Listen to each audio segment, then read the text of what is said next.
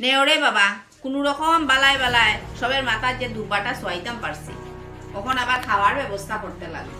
এই কুয়েল, যা তো জামাইটার থালটা একটু সাজাছেন গিয়া, আর বড় জামাই থালো বড় মাছের মাথাটা দিস। দাঁড়াও মা যাই আর। ও মা, মাছের মাথা তো একটাও আছে, সুরদি জামাইরে কিতা দিতাম। সারসাই তারে আবার কিতা দিতে রে?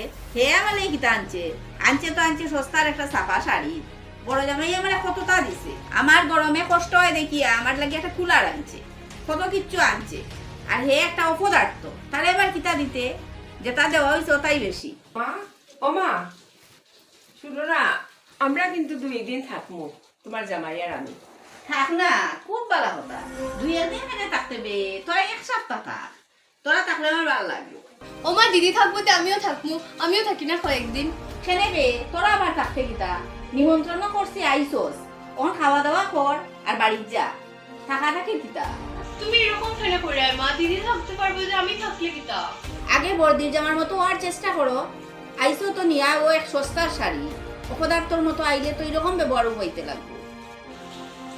আমি শুনছিলাম মার কাছে সব সন্তান সমান থাকে, কিন্তু ওখানে দেখলাম যারা ভালো ভালো গিফট দিতে পারে, যারা দামি দামি জিনিস দিতে পারে, তারাই কালা। শুনো মা, আমি গরিব হইতে পারি, কিন্তু আমি বহুত খুশি আছি। আমার জামাই আমার বহুত ভালো রাখছে। তুমি এরকম কইও না।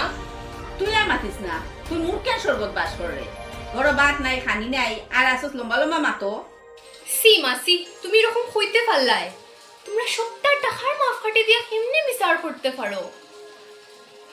থাকো তুমি তোমার টাকা লইয়া, আর আইতাম না কোনোদিন, বিশ্বাস করো আর আইতাম না।